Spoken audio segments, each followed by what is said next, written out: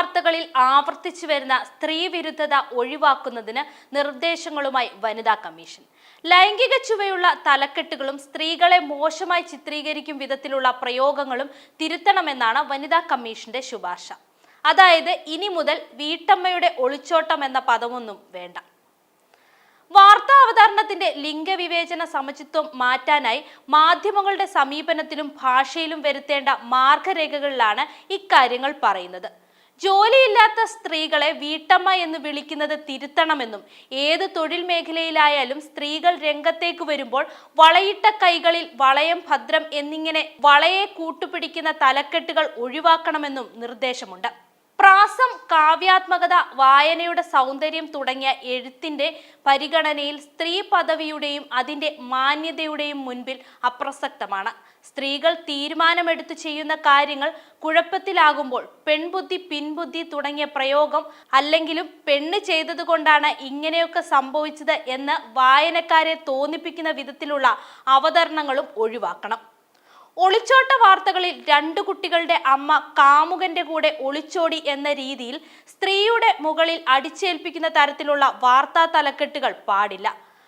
പാചകം, വൃത്തിയാക്കൽ, ശിശു സംരക്ഷണം തുടങ്ങിയവ സ്ത്രീകളുടെ കടമയാണെന്നും വിദ്യാഭ്യാസം, ആരോഗ്യം, നിക്ഷേപം, സൈനിക സേവനം തുടങ്ങിയവ പുരുഷന്റെ കടമയാണെന്നും മട്ടിലുള്ള ചിത്രീകരണവും ശരിയല്ല. സെക്സി ഷറപ്പോവ പോലെ ലൈംഗിക ചുവയുള്ള തലക്കെട്ടുകൾ ഒഴിവാക്കണം. ലിംഗസമത്വത്തിലധിഷ്ഠിതമായ മലയാള പദാവലികളുടെ ശൈലീ പുസ്തക അടിയന്തരമായി തയ്യാറാക്കണം. ഔദ്യോഗിക ഉപയോഗത്തിനും മാധ്യമങ്ങളുടെ ഉപയോഗത്തിനും ഇവ ലഭ്യമാക്കണമെന്നും കമ്മീഷൻ സർക്കാരിനോട് ശുപാർശ ചെയ്തിട്ടുണ്ട്. ശുപാർശകൾ സഹിതം ഇക്കാര്യം സർക്കാരിന് സമർപ്പിച്ചിട്ടുമുണ്ട്. ലിംഗനീതിപരമായ വിഷയങ്ങളിലെ വിദഗ്ധർ, ഭാഷാ വിദഗ്ധർ, കേരള ഭാഷാ ഇൻസ്റ്റിറ്റ്യൂട്ട്, കേരള മീഡിയ അക്കാദമി തുടങ്ങിയ സ്ഥാപനങ്ങളിലെ അധ്യക്ഷന്മാർ അംഗങ്ങളായ സമിതി രൂപവൽക്കരിച്ച് 6 മാസത്തിനകം പുസ്തകം തയ്യാറാക്കണം. സമിതിയിലെ വിദഗ്ധർ കഴിയാവുന്നത്ര സ്ത്രീകൾ ആയിരിക്കണമെന്നും ശുപാർശയിൽ പറയുന്നുണ്ട്. വനിതാ കമ്മീഷന്റെ ഈ വിചിത്രമായ ശുപാർശയ്ക്കെതിരെ വലിയ രീതിയിലുള്ള വിമർശനമാണ് ഇപ്പോൾ ഉയരുന്നത്. ഒളിച്ചോട്ടം പോലെയുള്ള വാർത്തകളിൽ പൊതുവെ സ്ത്രീകളുടെ പേര് പറയാറില്ല. പീഡന വാർത്തകളിൽ ഇരയായ പെൺകുട്ടിയുടെ പേരും വെളിപ്പെടുത്താറില്ല. അത്തരം സാഹചര്യങ്ങളിൽ വീട്ടമ്മ, കാമുകി എന്നെല്ലാം ഉപയോഗിക്കാറുണ്ട്.